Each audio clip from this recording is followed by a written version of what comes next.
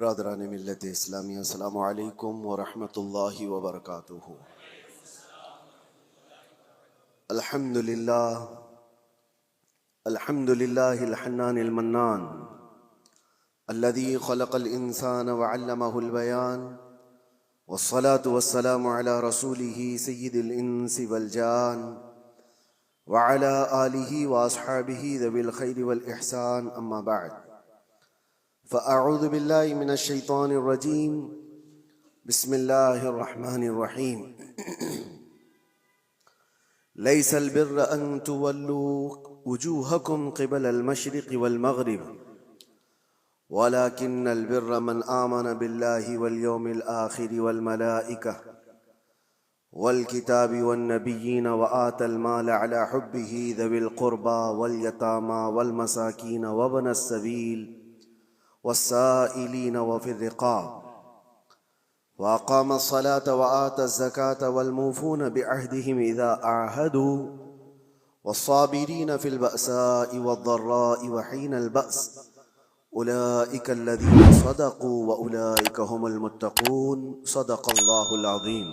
بارگاہ رسالت معاب صلی اللہ علیہ وسلم میں درود پاک کا ہدیہ پیش کریں۔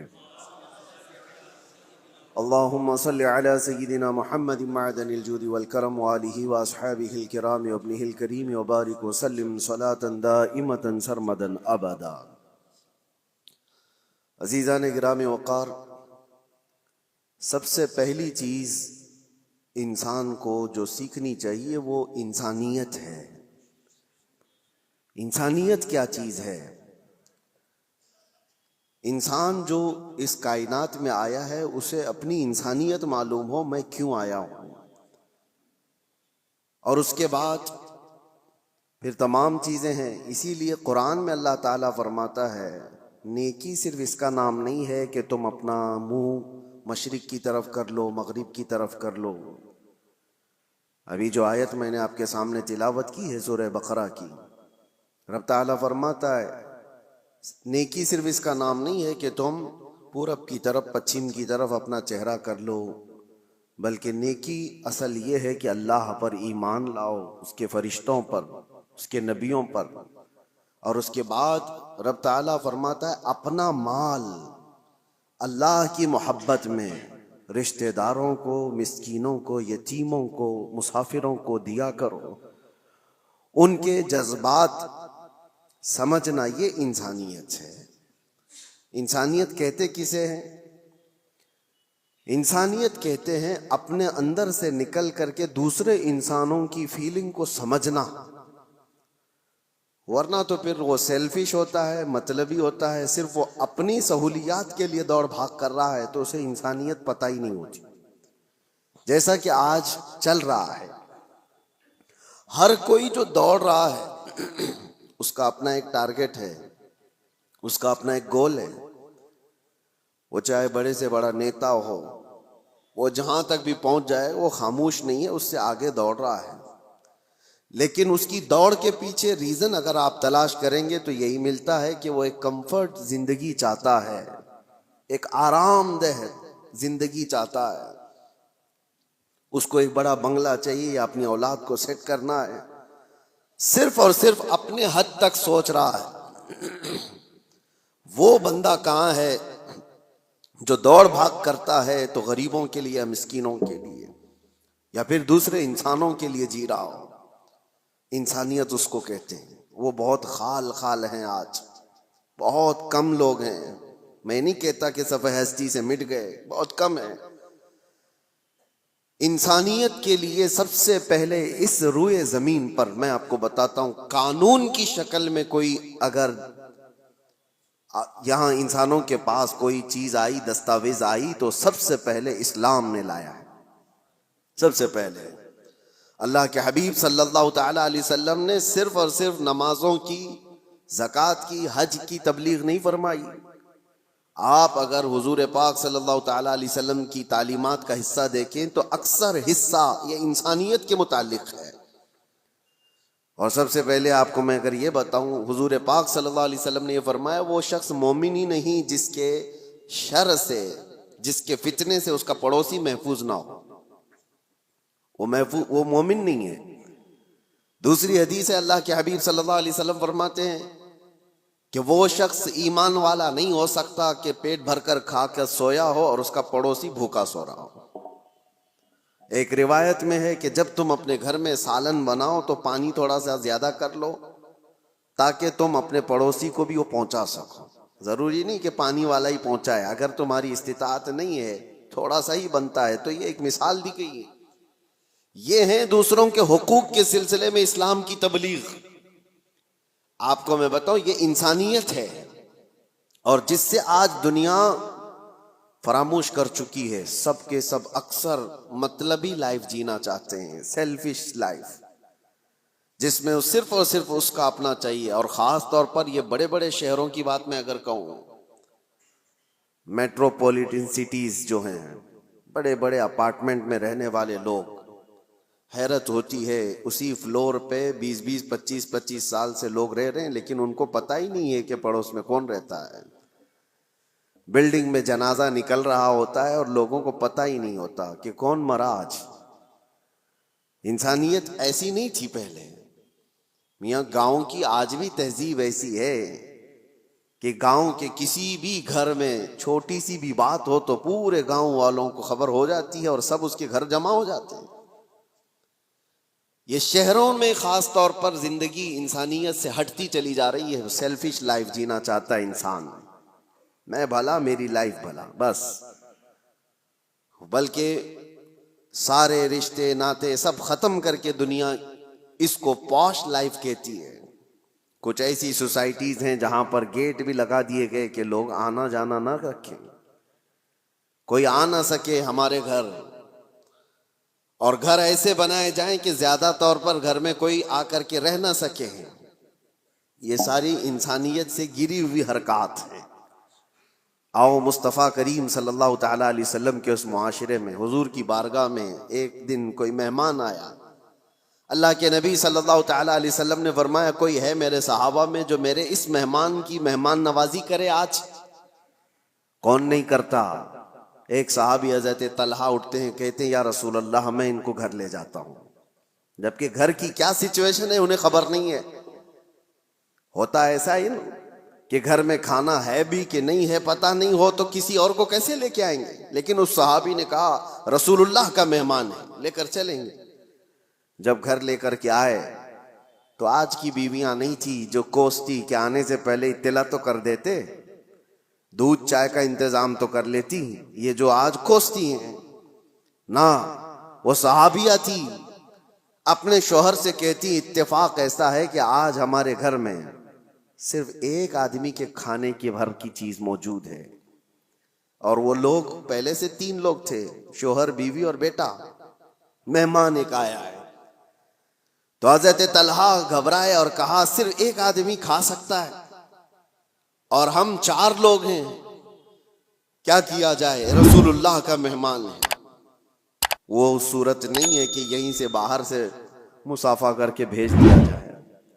صحابیہ خود کہتی ہیں، زوجہ صحابی کی کہتی ہیں آپ گھبرائیں مت، بچے کو میں تھپک کر کے سلا دوں گی کسی طرح، رات کو وہ سو جائے گا، اور جب آپ دسترخوان پر بیٹھے ہیں میں کھانا لا کر کے پیش کر دوں گی اور چراغ گل کر دینا۔ دیکھیے آپ، چراغ جو روشنی دے رہا ہے اس کو گل کر دینا۔ اور وہ صحابی کہتے ہیں ہاں ٹھیک ہے، میں صرف اور صرف چبانے کی آواز کرتا رہوں گا اور مہمان رسول پیٹ بھر کر کھا لے گا۔ یہ گھر کی مزاج میں آپ کو بتا رہا ہوں۔ کھانا رکھا گیا اور جیسی کھانا آیا چراغ گل ہو گیا، اور مہمان کو کہا گیا کہ آپ کھاتے رہو، چراغ جلنے تک وقت لگ جائے گا۔ اور یہ صحابی صرف اور صرف اپنا منہ چلاتے رہے تاکہ مہمان کو لگے کہ میں بھی کھا رہا ہوں۔ ایک لقمہ بھی نہیں کھایا، بلکہ پورا اس مہمان کو کھانے دیا۔ جب پیٹ بھر کر وہ کھا لیے تو تینوں گھر کے افراد بھوکے سوئے رہے، اور اللہ کے نبی کا یہ مہمان جو ان کے گھر کا بھی مہمان تھا پیٹ بھر کر کھایا اور سویا۔ صبح فجر میں یہ صحابی اٹھ کر کے حضور پاک صلی اللہ تعالی علیہ وسلم کے دربار میں حاضر ہیں، مسجد میں آئے ہیں، اس سے پہلے کہ وہ آتے میرے آقا مسکرا کر استقبال کے لیے کھڑے ہیں اور فرماتے ہیں طلحہ تم نے کیا مہمان نوازی کی کہ اللہ تعالیٰ سلام بھیج رہا ہے. کیا مہمان نوازی کی کہ فرشتے اس پر رشک کرتے ہیں. عزیزان گرامی وقار یہ انسانیت تھی جو رسول اللہ صلی اللہ تعالی علیہ وسلم نے معاشرے میں صرف اور صرف پھیلائے نہیں پلایا تھا. پلایا تھا. جنگ موتا کا وہ واقعہ اکثر بیان بھی ہوتا ہے کہ ایک جنگ ایسی بھی آئی کہ جس میں ایک صحابی وہ کہتے ہیں میں زخمیوں کو پانی پلاتا تھا. جو زخم کھا کر کے گر جائے اس کو میں اپنے مشکیزے سے پانی پلاتا. ایک جگہ پر ایک صحابی زخم کھا کر گر گئے اور ان کا آخری وقت لگ رہا تھا. میں پانی لے کر ان کے پاس گیا. وہ العطش العطش کہہ رہے تھے پیاس پیاس. مگر جب قریب پہنچا تو کسی اور زخمی کی آواز آئی. تو اس صحابی نے کہا میرے اس بھائی کو پہلے پلاتا ہوں. تمہارے پاس پانی تھوڑا سا ہے اس کو پلاتا ہوں. یہ صحابی کہتے ہیں میں دوسرے کے پاس گیا تو ایک تیسرے کی آواز آئی. دوسرے نے بھی کہا کہ جاؤ مجھ سے پہلے اس کو پلاتا ہوں. تیسرے کے پاس گیا تو وہاں جاتے وقت یہ صحابی کہتے ہیں ان کا انتقال ہو گیا. وہ پی نہ پائے. میں پلٹ کر کے آیا کہ ان دونوں کو پلا دوں تو واپس آ کر دیکھا تو ان دونوں کی بھی جان جا چکی تھی. ایک دوسرے کے لیے انہوں نے پانی تک نہیں پیا. یہ معاشرہ تھا اسلام کا. اور رسول اللہ صلی اللہ تعالی علیہ وسلم نے جو انسانیت کے اعلیٰ اقدار اپنے صحابہ میں پیدا کیے تھے. میرے عزیزوں بیان کرنا یہ آسان ہے. اس کو پریکٹیکل اپنی لائف میں لے کے آنے کی کوشش کریں. اپنی زندگیوں میں اس کو لے کر کے آئیں. انسانیت وہ نہیں ہے کہ جو آج لوگ سمجھتے ہیں گھر میں کھانا بنا تھا اور اس کے بعد بچ گیا تو ہم دوسروں کا بھی خیال کرتے ہیں. تم اپنا کچرا کسی اور میں ڈم کرنا چاہ رہے ہو, خیال نہیں کر رہے ہو. خیال اس کو کہتے ہیں کہ جب گرم کھانا بنا ہوا ہو اور پہلے کسی اور کا خیال آ جائے, پہلے کسی فقیر کا خیال آ جائے. بچ جانے کے بعد بہت سارے ایسے ہیں. ہم پہلے جب دارالعلوم میں ہوا کرتے مدرسہ ہم بھی چلاتے تھے. اکثر لوگ شادی میں ولیمے میں دن بھر مصروف اور رات کو کھانا بچا ہے تو کہتے ہیں مدرسے کے بچوں کو کھلا دیں گے. بچوں کو لا کر کے کھلانے کے لیے بڑے بڑے آدھے آدھے دیگ بچے ہوئے لے کر کے آتے ہیں اور پھر وہ اس کو ثواب سمجھتے ہیں. ہم نے ان سے کہا تھا یہ مہمانان رسول ہیں جو طلبہ ہیں, جو رسول اللہ صلی اللہ تعالی علیہ وسلم کے مہمان کہلاتے ہیں, دین کا علم حاصل کرنے والے یہ طالب علم, اور تم ان کو اپنے گھر کا بچا ہوا کچرا لا کر ڈم کرنا چاہتے ہو. کیا تم سمجھتے ہو اور اس کو نیکی سمجھ رہے ہو اور فخر کر رہے ہو. فخر اس وقت ہوتا جب تمہارا کھانا بن کر تیار ہوتا, تمہارے اپنے کھانے سے پہلے مہمانان رسول کا خیال کیا ہوتا کہ ان کا بھی اتنا حصہ ہے اس کے اندر. عزیزان گرامی وقار, انسانیت صرف اور صرف اپنی خاطر جینے کا مطلب نہیں ہے. انسان جیے تو اللہ تبارک و تعالیٰ کی اس مخلوق کے لیے, اور اسی لیے اللہ کے حبیب صلی اللہ تعالیٰ علیہ وسلم کی وہ حدیث میں آپ کو سنا دوں تاکہ زندگی جینے کا آپ کو سلیقہ ملے. حضور اکرم صلی اللہ تعالیٰ علیہ وسلم فرماتے ہیں من نفس کربت اخیہ نفس اللہ کربتہ یوم القیامہ. جس نے اپنے کسی بھائی کی کسی ایک تکلیف کو آسان کر دیا, کسی تکلیف میں پھنسا ہوا تھا, وہ کسی دشواری میں ملوث تھا, آپ نے اپنی محنت سے اپنے کسی بھائی کی تکلیف کو آسان کیا, میرے آقا فرماتے ہیں قیامت کے دن اس کی تکلیفوں کو اللہ آسان کر دے گا. اور کیا چاہیے, اور کیا چاہیے. آخرت میں اگر ہماری تکلیفیں کھل جاتی ہوں اس سے بڑا آپ کو اجر کیا چاہیے. وہاں کے حالات تو ایسے ہیں کہ بڑے بڑے لوگ ڈرے ہوئے ہوں گے. پتہ نہیں چلتا کہ نمازیں بخشوا لیں گی یا زکوٰۃ یا حج, یا پھر یہ بھی نہیں پتہ چلتا کہ سب میں پکڑے جائیں گے. اسی لیے آخرت کے لیے اگر اللہ کے نبی نے یہ وعدہ فرمایا ہے تو یہ بہت بڑی چیز ہے میرے عزیزوں. راستے سے تکلیف دہ چیز کو ہٹانا, حضور فرماتے ہیں اماطۃ الاذی عن الطریق صدقۃ, راستے سے تکلیف دینے والی کسی چیز کو اٹھا دینا ایک صدقے کا ثواب ہے, ایک صدقے کا ثواب ہے. میں نے پڑھا تھا ایک بزرگ تھے، آپ کو حیرت ہوگی سن کر کے، پہاڑ کے اوپر انہوں نے 60 سال زندگی گزاری۔ 60 سال کس کام کے لیے جانتے ہیں آپ سوچتے ہوں گے گوشہ نشین اکثر جو بڑے بزرگان دین کا سنتے ہیں ہم کہ وہ عبادت کے لیے مخلوق سے دور چلے جاتے ہیں، نہیں، اس بزرگ کی حیرت کی بات ہے، وہ 60 سال تک پہاڑ کے اوپر ایک راستے پر زندگی گزارتے رہے۔ کس لیے؟ ان سے کسی نے پوچھا تھا، پہاڑوں پر جو راستہ ہو کر گزرتا ہے، گھوڑے دوڑتے ہوئے آتے تھے، تو اکثر آپ نے دیکھا ہوگا آج بھی جو پہاڑوں کے راستے ہوتے ہیں، گھاٹی کے راستے جن کو کہتے ہیں، بہت اس کے اندر ٹرن ہوتے ہیں، وہ سیدھے راستے ہوتے نہیں ہیں، بہت زیادہ اس کے اندر پیچ ہوتے ہیں۔ وہ بزرگ ایک ایسی جگہ پر اپنی جھوپڑی لگائے ہوئے تھے جس کے پیچھے پوری کھائی تھی اور سامنے سے راستہ تھا، اور وہ ایک ڈینجر جگہ تھی۔ وہ کہتے ہیں کہ وہ صرف انہوں نے 60 سال وہاں پر اس لیے گزارے کہ آنے والا جو بھی مسافر آتا اس کو سامنے کی کھائی دکھتی نہیں، اور کئی مرتبہ گھوڑے چھلانگ لگا کر ادھر چلے جاتے تھے، وہ کھائی کی طرف چلے جاتے تھے۔ اس کھائی کے پاس جیسے آج ڈیوائیڈر ہوتا ہے، آج تو بہت کچھ سیفٹی کے لیے چیزیں بنا دی گئی ہیں، یا کھمبا رکھ دیا گیا ہے نشانی کے طور پر کہ یہاں سے ٹرن ہے۔ اس وقت اس بزرگ نے 60 سال صرف اس لیے گزارے کہ آنے والے مسافروں کو ہم راستہ ٹرن کر دیں، اشارے سے وہ بتا دیتے کہ یہاں پر راستہ ختم ہے، تم یہاں سے موڑ لو۔ صرف اس کام کے لیے انہوں نے 60 سال گزارے۔ حیرت ہوتی ہے، کچھ وہ لوگ ہیں جنہوں نے اپنی زندگیاں اللہ تبارک و تعالیٰ کی اس مخلوق کے لیے وقف کی، صرف اپنے لیے نہیں جی، اور انسانیت اسی کا نام ہے۔ اور ایک حدیث پاک مسلم شریف کی میں آپ کو سنا دوں، بلکہ یہ صحیح حدیث کئی صحاح میں موجود ہے، بخاری مسلم۔ اللہ کے نبی صلی اللہ تعالی علیہ وسلم ارشاد فرماتے ہیں، المسلم من سلم المسلمون من لسانہ ویدہ، مسلمان تو وہ ہے جس کی زبان سے اور جس کے ہاتھ سے دوسرے لوگ محفوظ رہیں، وہی مسلمان ہے جس کی زبان سے اور جس کے ہاتھ سے دوسرے مسلمان محفوظ رہیں۔ اور جو دوسروں کی ٹانگ کھینچنے میں اپنی زندگی گزار دیتا ہو تو اسے اپنے آپ کا احتساب کرنا چاہیے، وہ مسلمان ہے یا نہیں۔ لوگوں نے آج کیا سمجھ لیا ہے دین کو، دین کا مطلب داڑھی رکھ لینا اور ٹوپی پہننا اور جبہ پہننا، مسجدوں میں نظر آنا۔ میں آپ کو بتاتا ہوں دین کے اگر 2 حصے کیے جائیں نا، عبادات اور معاملات۔ عبادات نماز ہے، روزہ ہے، حج ہے، زکوٰۃ ہے، تسبیح و تحلیل، خیرات، یہ ساری چیزیں عبادات میں آ گئی۔ عبادات کا کتنا % دین میں ہے؟ اور معاملات میں کیا کیا آ گیا؟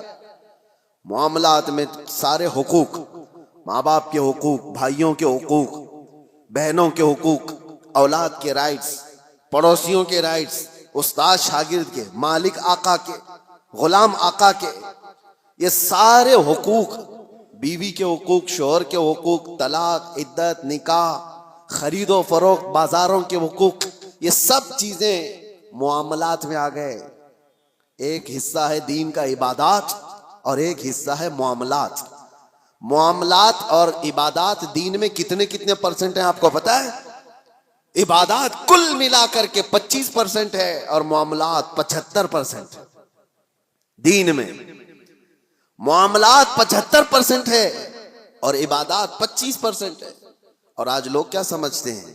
جو عبادات میں بہت نظر آتا ہے، ارے وہ دیندار آدمی ہے، نمازوں میں، اس کی داڑھی میں، اس کی ٹوپی میں نظر آتا ہے تو وہ دیندار ہے۔ میاں وہ تو صرف 25% کا دیندار ہے، اصل دیندار وہ ہے جو معاملات میں اچھا ہے، معاملات میں پکا ہے۔ یہاں نمازیں بھی پڑھتا ہے اور لوگوں کو دھوکے بھی دیتا ہے۔ کچھ لوگوں نے داڑھی صرف اس لیے رکھی کہ لوگوں کو ٹوپی پہنائے، لوگوں کو دھوکہ دے۔ یہ انسانیت نہیں ہے میرے عزیزو، وہ غدار ہے۔ اور لوگ جو یہ سمجھتے ہیں کہ لوگ داڑھی والے دھوکہ دیتے ہیں، ایسا نہیں ہے، داڑھی والے نہیں دھوکہ دیتے، دھوکہ دینے والا داڑھی رکھ لیتا ہے۔ داڑھی والے چور نہیں ہوتے، بلکہ چور داڑھی رکھ لیتا ہے تاکہ وہ اپنی چوری کو آسانی سے نبھا سکے۔ اس بات کو، فرق کو اب سمجھا کریں۔ اور جس نے اس چیز کو استعمال کیا وہ دنیا میں بھی خائب و خاسر ہے، آخرت میں بھی بہت ذلیل و رسوا ہوگا۔ معاملات میں آپ پکے ہو جائیں، جس کے ساتھ جو بات ہوئی ہے اس کو مکمل رکھیں، باتوں میں ہیرا پھیری نہ ہو۔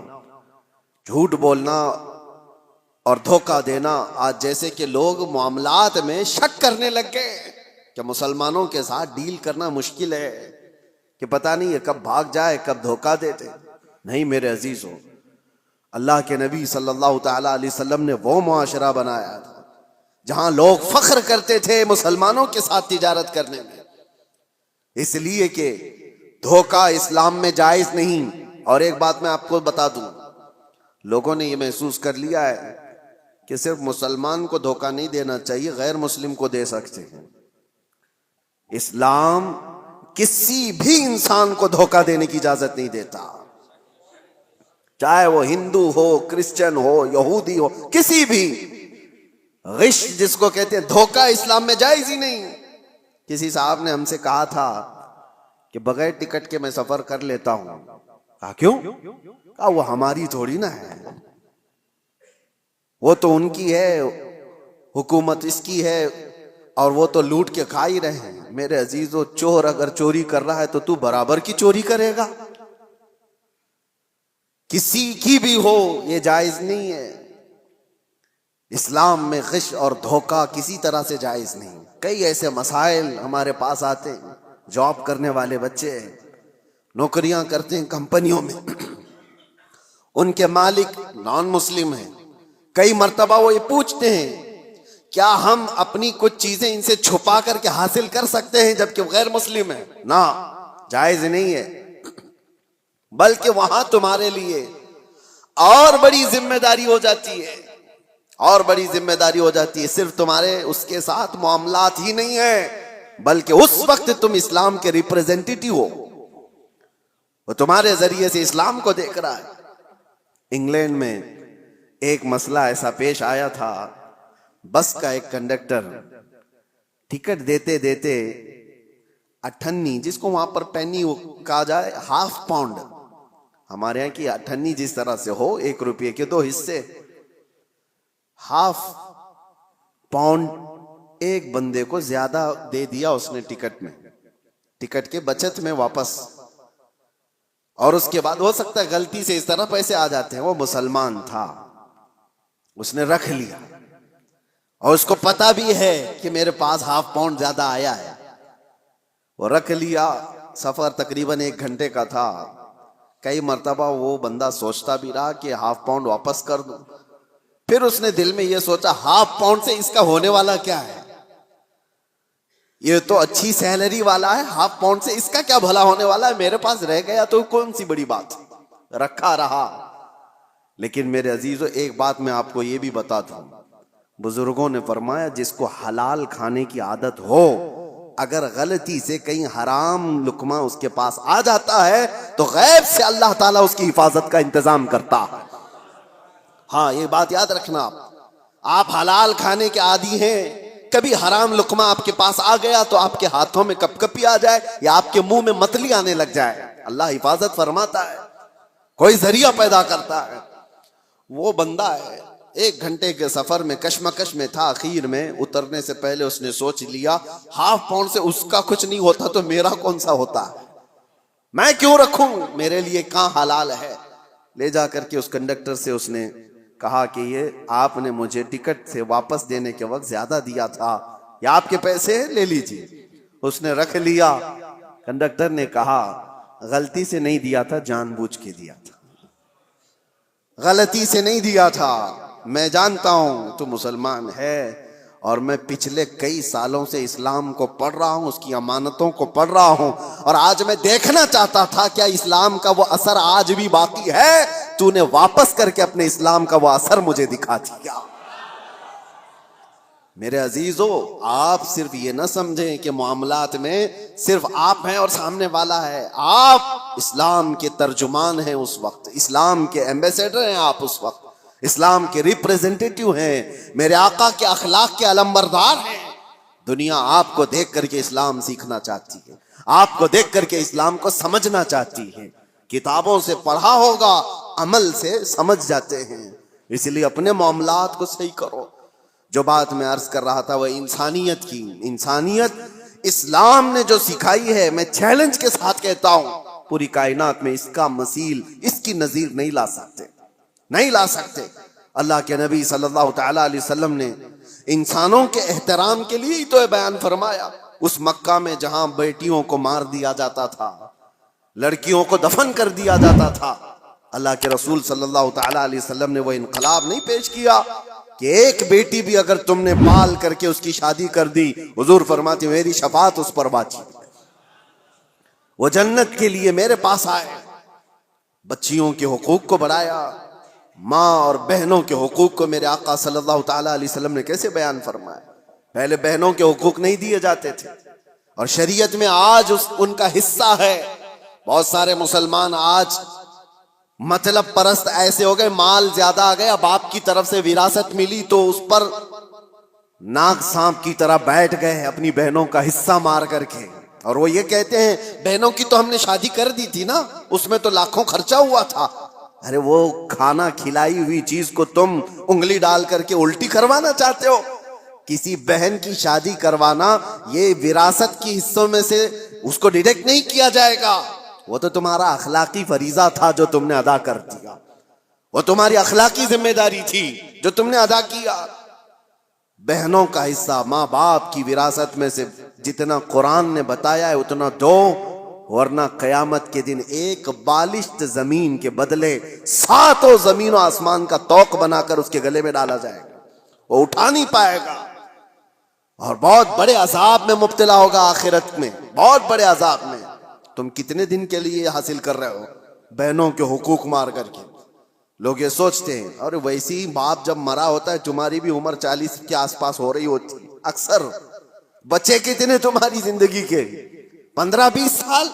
ان 15-20 سالوں میں اپنی بہنوں کے حقوق لے کر بیٹھ جاتے ہو، کیا تمہارا حاصل ہوا آخرت کے عذاب کے علاوہ؟ اللہ تعالیٰ نے قرآن میں جو بیان فرمایا اس کو پورا ادا کرو۔ لوگ یہ سمجھ بیٹھے کہ جس کا جتنا آ جائے وہ ہمارا ہے، یہ اسلام نہیں ہے۔ 40 سال تک بھی اگر تمہارے پاس کوئی اس کا مانگنے والا نہ آیا تب بھی وہ مال تمہارا نہیں ہے۔ حدیث پاک ہے، میں آپ کو صرف اور صرف اس کی ایک جھلک بتا دوں۔ حضور پاک صلی اللہ تعالی علیہ وسلم نے فرمایا کہ بنی اسرائیل کا ایک شخص، بنی اسرائیل میں 3 لوگ ایسے تھے جو ایک پہاڑ کی چٹان کھسک آنے کی وجہ سے غار میں پھنس گئے۔ وہ تو پناہ لینے کے لیے رکے تھے اور ایک چٹان آ کر غار کے منہ پر گر گئی، پھنس گئے، وہی قبر بن گئی۔ رونے لگے، گڑ گڑانے لگے، کوئی ان کے پاس آسرا نہیں تھا کہ نکل جائیں۔ تینوں نے یہ طے کیا کہ ہم دعا کرتے ہیں اللہ کی بارگاہ میں، ہو سکتا ہے اللہ تبارک و تعالیٰ دعاؤں کے ذریعے سے اس پہاڑ کی چٹان کو ہٹا دے۔ تو تینوں نے کہا اپنی اپنی نیکیاں یاد کرو جو زندگیوں میں کی گئی تھی۔ یہ صحیح حدیث ہے، میں آپ کو بتا رہا ہوں کون سی چیزیں اللہ کی بارگاہ میں مقبول ہیں۔ اس میں سے ایک بندہ اللہ کی بارگاہ میں سجدہ ریز ہوا، اس نے کہا اے اللہ تو جانتا ہے میں اس وقت تک گھر میں کھانا نہیں کھاتا تھا جب تک اپنی ماں کو نہیں کھلا دیتا تھا۔ اس کی بوڑھی ماں تھی، ایک رات وہ آیا اور بچے بھوکے تھے، اس وقت بچے باپ سے لپٹ گئے کھانے کے لیے۔ وہ بندہ کہتا ہے اس وقت بھی جب شدت سے مجھے بھوک لگی تھی میرے بچوں کو، سب سے پہلے میں اپنی بوڑھی ماں کو چبا کر کے کھلایا، پھر بچوں کو کھلایا۔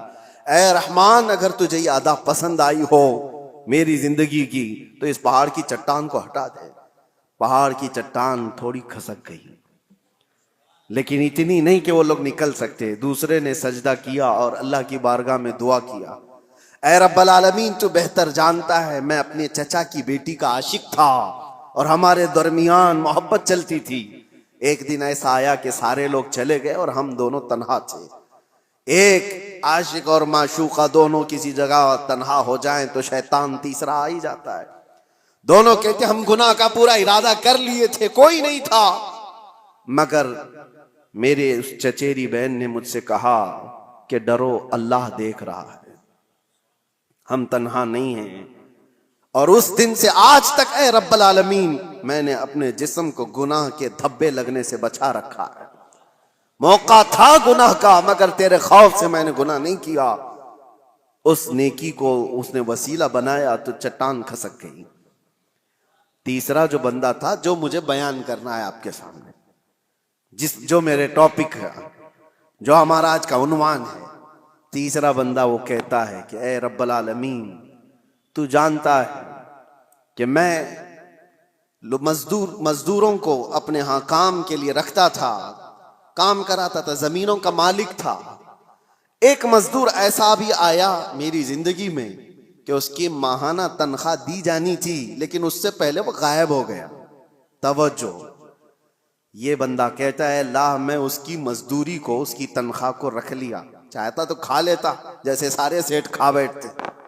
جتنے بھی مزدوروں کی تنخواہ ہیں کاٹ لی جاتی ہے چھوٹی چھوٹی باتوں پر, اور جبکہ ان کو پتہ نہیں ہے. مسلمان اگر ہو تو توجہ, میرے آقا صلی اللہ علیہ وسلم کا فرمان ہے مزدور کا پسینہ سوکھنے سے پہلے اس کی مزدوری ادا کر دو. اللہ کو یہ پسند ہے. اب یہ بندہ کہتا ہے کہ وہ مزدور تنخواہ لیے بغیر چلا گیا, میں نے اس کی مزدوری کو لے کر ایک بکری خرید لی اور بکری کو پالا. رب تبارک و تعالیٰ کی بارگاہ میں وہ کہہ رہا ہے بکری کو پالا, بکری نے بچے دیے اور پھر اس میں برکت اتنی ہوتی گئی, سالوں بیت گئے, بکریوں سے بکریاں اتنی بڑھ گئی کہ وہ ریوڑ ہو گیا, بلکہ ایک میدان میں بھی وہ بھر نہیں پاتی تھیں. مجھے شہر سے باہر جانا پڑا, شہر سے باہر بہت بڑا میدان ان بکریوں کے لیے. ایک بکری سے اتنی بکریاں ہو گئی. اور یہ بھی بات بتا دوں, میرے آقا نے فرمایا بکری میں برکت ہے, سارے جانوروں میں بکری میں اللہ نے برکت رکھی ہے. اور اتنی زیادہ بکریاں ہو گئی لیکن اس میں سے ایک بکری بھی نہ اس نے بیچا, نہ کھایا, نہ استعمال کیا. کئی سالوں کے بعد وہ مزدور واپس آ جاتا ہے اور آ کر کے اس نے اپنے آقا سے کہا کہ آپ کو پتہ ہے میں آپ کے یہاں مزدوری کیا کرتا تھا, کام کرتا تھا, اور ایک آخری وقت ایسا آیا تھا کہ میں اپنی مزدوری لیے بغیر چلا گیا تھا. اگر ہو سکے تو آج میری بڑی مجبوری ہے, میں بہت بے بس ہوں, میری وہ مزدوری اگر آپ کے پاس رکھی ہو تو مجھے دے دیجیے. یہ بندہ کہتا ہے میں اس مزدور کا ہاتھ پکڑا اور لے جا کر کہا یہ ساری بکریاں تیری مزدوری کی ہیں, یہ تیری تنخواہ ہے. اس نے کہا سیٹھ صاحب کیا مذاق کر رہے ہو میرے ساتھ, میری تنخواہ اتنی نہیں ہے کہ ایک بکری بھی آ سکے آج کے زمانے میں, اتنی ساری بکریاں. وہ کہتا ہے جس وقت تو اپنی تنخواہ چھوڑ گیا تھا میں اس وقت تیری رقم سے ایک بکری خریدا اور اللہ نے اس میں اتنی برکت عطا کی. وہ بندہ دیکھتا ہے کہ آپ سچ کہہ رہے ہو. اس نے کہا ہاں سچ کہہ رہا ہوں, بکریاں ہی نہیں اس میں سے ایک بال بھی میرا نہیں ہے, سب کچھ تیرا ہے, بکریاں بھی تیری, رسیاں بھی تیری.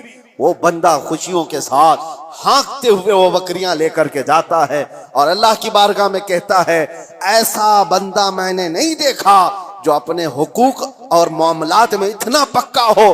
رب تعالیٰ کی بارگاہ میں یہ بندہ کہتا ہے اللہ یہ میں نے خالص تیری رضا کے لیے کیا, تیرے خوف سے کیا. رب تعالیٰ نے اس کی یہ دعا سنی. حضور فرماتے فوراً وہ چٹان کھسک کر کے نکل چکی تھی, تینوں باہر آ گئے تھے. بڑی بڑی مصیبتوں میں آج بھی ہم گرفتار ہیں. ہمارے پاس ایسی کوئی چیز ہے تو رکھو اور دعا کرو. ہم نے کسی انسان کے ساتھ اگر اس کی مصیبتوں میں ایسا سلوک کیا ہے تو وہ بھی اللہ کی بارگاہ میں آج رکھو, دیکھیں مصیبتیں کیوں نہیں دور ہوتی. ہم نے تو ایسی چیزیں کہاں رکھی ہیں. اسی لیے معاملات میں اسلام بہت زیادہ تاکید کیا ہوا ہے. میرے عزیزو, کچھ لوگوں کو باتیں کڑوی لگتی ہیں لیکن یہی صحیح ہے عزیزو, یہی صحیح ہے. آج اگر تم ان حقوق کی پامالی کرو گے تو قبر بھی ہے اور آخرت بھی ہے. میں ان کی بات نہیں کرتا جن کا آخرت کا تصور ہی نہیں. آپ کو آخرت میں اللہ کی بارگاہ میں کھڑا ہونا ہے, حساب دینا ہے, اس لیے اپنے معاملات کو صحیح رکھو. ایک لقمہ بھی بلکہ ایک جنازہ میرے آقا کی بارگاہ میں ایسا آیا تھا, صحابہ کھڑے ہیں, صفے لگائے ہوئے ہیں. حضور نے پوچھا اس مرے ہوئے آدمی پر کسی کا کوئی قرضہ باقی ہے؟ جماعت میں سے ایک نے کہا یا رسول اللہ 2 درہم کا قرضہ باقی ہے.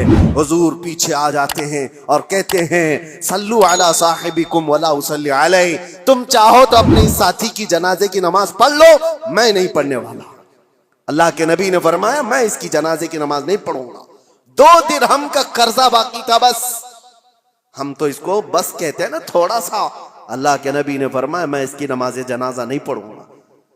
دوسرے ایک صحابی نے حضور کی بارگاہ میں عرض کیا آقا میں اس کی ضمانت لیتا ہوں. حضور نے پوچھا کب تک ادا کرو گے؟ انہوں نے کہا مجھے شام تک کا وقت دیا جائے, اس کی طرف سے جس کا قرضہ باقی ہے میں وعدہ کر دوں گا. جب انہوں نے یہ ضمانت لے لی تو اللہ کے نبی صلی اللہ علیہ وسلم نے نماز پڑھائی. یہ ہے اسلام. اور بڑے بڑے حقوق کی پامالی کرنے کے بعد اگر لوگ یہ سمجھتے ہیں کہ مسلمان ہونا اسی کا نام ہے, داڑھی ہو, ٹوپی ہو, جبہ کبا ہو, معاملات میں اگر گرا ہوا ہے تو اس کے اندر اسلام کی بو باس نہیں آئی ہے, وہ ایمان کا حصہ نہیں رکھتا ہے. اور اخیر میں یہ عرض کروں گا, ساتھ ہی یہ تو مسلمانوں کے معاملات تھے, آپ کو میں بتاؤں انسانیت کے لیے, حقوق کے لیے سب سے پہلے ابھی آج کی اس دنیا میں جو ایک لائے عمل تیار کیا گیا اور ایک دستور آیا آسٹریا کے ویانا شہر میں 1993 میں پہلی یہ کانفرنس کے اندر اقوام متحدہ جس کو UN کہا جاتا ہے, جو یونائٹڈ نیشن, تقریباً 170 کنٹریز مل کر کے یہ حقوق بنائی کہ انسانوں پر کیا کیا حقوق ہو سکتے ہیں, کوئی ایک دوسرے کے حق تلفی نہ کرے, جنگوں کے حقوق. یہ ساری چیزیں کب بنی ہیں؟ یہ آپ فیڈریشن ہے, اس کا نام ہے ویانا فیڈریشن, اس نام سے یہ پوری دنیا میں عام کیا گیا. 1993 کی بات کر رہا ہوں, آج سے تقریباً صرف اور صرف 32 سال پہلے, سمجھ رہے ہیں آپ, 32 سے 33 سال پہلے پوری دنیا میں انسانوں کے حقوق کے لیے ایک لائحہ عمل بنایا گیا, ایک دستور بنایا گیا. مجھے حیرت ہوتی ہے پڑھ کر, اس نئی دنیا میں صرف 32-33 سال پہلے تم انسانوں کے حقوق لائے ہو. ذرا تاریخ پڑھے ہوتے آج سے 1400 سال پہلے اس سے زیادہ حقوق محمد الرسول اللہ نے بیان فرمایا. میرے آقا صلی اللہ علیہ وسلم صرف بیان نہیں کیا, حدیثوں میں اس کو محفوظ کرایا ہے, اور پورے دستاویزات آج محفوظ ہیں ہمارے پاس, پورے محفوظ ہیں. آپ اگر جا کر دیکھیں فقہ کی کتابوں میں, فقہ جو مسائل وضو کے, نماز کے, آپ کے روزے کے, جتنے بھی مسائل ان کو فقہ کہا جاتا ہے. ہماری فقہ میں اگر آپ کو میں بتاؤں 2 بڑی کتابیں آپ کو ملتی ہیں, ہدایہ, ہمارے فقہ حنفی کی کتابیں جو ہم نے پڑھی, بہت بڑی بڑی ضخیم کتابیں. ایک کتاب کے اندر وضو سے لے کر کے نماز, روزہ, حج, زکوٰۃ سارے مسائل آ گئے. اور دوسری ایک پوری جلد ہے جس میں صرف اور صرف خرید و فروخت کے مسئلے ہیں, صرف اور صرف معاملات, سب جو میں نے ابھی بیان کیا آپ کو میں بتا رہا ہوں اسی لیے کہ اتنے محفوظ دستاویزات حقوق کے لیے کسی کے ہاں نہیں ہیں. آج قوانین بنے ہیں کہ ایک مال دوسرے سے خریدو تو اس کے کیا کیا حقوق ہیں, جبکہ 1400 سال پہلے میرے آقا صلی اللہ علیہ وسلم نے حقوق کیسے بیان کیے کہ اگر تم نے کسی جگہ پر جا کر کے مال خریدا تو اس کے کتنے حق ہیں, کہ تمہیں کتنے میں لینا ہے, کہ اس کو کتنے میں دینا ہے. یہ بھی ربح فاسد نہیں ہوگا, غلہ جمع کر کے نہیں رکھے گا کہ جب لوگوں کے پاس مال کی قلت آئے تو نکالے گا. یہ سارے حقوق کے سلسلے میں اسلام پہلے سے بیان کیا ہوا ہے.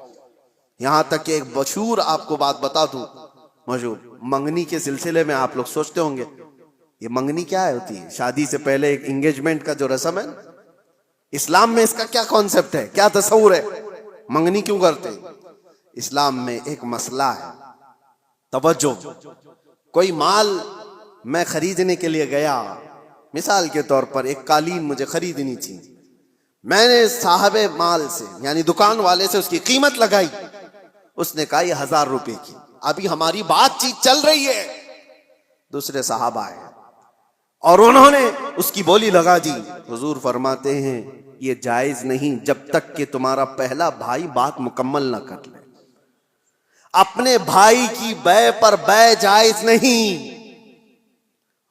سمجھ میں آ رہی ہے آپ کو بات؟ مسئلہ ہے یہ شریعت کا. میں اگر خرید رہا ہوں تو دوسرا اس میں گھس کر کے نہ خریدی کی بات نہ کرے جب تک میری ڈیل مکمل نہیں ہو جاتی. یا تو میں چھوڑ دوں یا تو میں لے لوں، نکل جاؤں، اس کے بعد دوسرے کا حق ہے. یہ اسلام کا مسئلہ ہے. یہی کانسیپٹ ہے منگنی کا. منگنی کیوں کی جاتی ہے؟ کسی لڑکی کو آپ نے دیکھا، پیغام نکاح بھیج دیا اور لڑکی نے قبول کر لیا، شادی ابھی نہیں ہوئی، اور یہ اعلان کیا جا رہا ہے. اللہ کے نبی صلی اللہ علیہ وسلم نے فرمایا تمہارے بھائی نے کسی لڑکی کو نکاح کا پیغام بھیج دیا ہے تو اپنے بھائی کے پیغام پر پھر کوئی دوسرا آدمی پیغام بھیج نہیں سکتا، حرام ہے اس کے لیے. اب وہ اس کو پوچھ نہیں سکتا، کیونکہ جب تک ان کی ڈیل مکمل نہ ہو جائے، یا تو ٹوٹ جائے، ختم ہو گئی کہ نہیں کرنا ہے شادی، تو اس کے بعد نئے سرے سے اگر کوئی چاہے تو پھر اس کے پاس پیغام نکاح بھیج سکتا ہے. ورنہ جب تک کوئی مسلمان کسی عورت کے نکاح کے پیغام بھیجا ہوا ہے اس وقت تک دوسرا کوئی اس کو پیغام نکاح نہیں بھیج سکتا. یہ ہے حقوق اسلام میں، اتنا زیادہ محفوظ رکھا گیا ہے. حیرت کی بات یہ ہے کہ مسلمان آج کم علم ہو گئے، جاہل ہو گئے، پڑھتے نہیں ہیں. ورنہ تمہارے دین میں اللہ تعالیٰ نے کوئی کمی نہیں رکھی، کوئی ایک ادنا سا شائبہ بھی نہیں ہے. یہ وہ دین ہے جس کی شروعات ہوتی ہے الف لام میم ذالک الکتاب لا ریب فیہ. یہ وہ عظمت والی کتاب ہے جس میں شک کی گنجائش ہی نہیں. آؤ میرے عزیزو، مصطفیٰ کریم صلی اللہ تعالیٰ علیہ وسلم کے قدموں میں اس دین سے بہتر دستور تمہیں کائنات میں کہیں نہیں ملے گا، اس سے بہتر زندگی تمہیں کہیں نہیں ملے گی. جانوروں والی زندگی یہاں نہیں ہے جو انسان کو آج فیشن کے نام پر اٹھا کر کے بازار کی زینت بنایا گیا ہے، بلکہ یہاں میں سچ بتاؤں لوگوں نے میٹل تو بنا کر ترقی کی ہوگی، ایروپلین تک بنایا ہوگا، کمپیوٹر بنایا ہوگا، موبائل بنایا ہوگا، لیکن مدینے کے تاجدار نے انسان بنائے ہیں، انسان بنائے ہیں. اور انسان بنانا کائنات کا سب سے بڑا چیلنج ہے. میٹل سے تو کچھ بھی بنا لو گے لیکن انسان کے اندر انسانیت ڈال کر اس کو اعلیٰ بنا دو، یہ بہت بڑے کمال کی بات ہے. اور یہ بات کہیں ملتی ہے امریکہ میں، یو کے میں، کہیں پر بھی جاؤ ان سے پوچھو بنے ہوئے انسان کہاں ہیں، ان کے پاس میٹل کی ترقیاں بہت ہیں، روح سے پرمغز کوئی انسان نہیں ملتا. ہاں انسان اگر کہیں بنائے گئے ہیں تو وہ تاجدار مدینہ کے دربار میں ابو بکر آئے تھے تو صدیق بنائے گئے ہیں، عمر آئے تھے تو فاروق بنائے گئے ہیں، عثمان آئے ذوالنورین بنائے گئے، علی آئے تھے 9 سال کی عمر میں، میرے مصطفیٰ نے حیدر کرار بنا کر بھیجا ہے.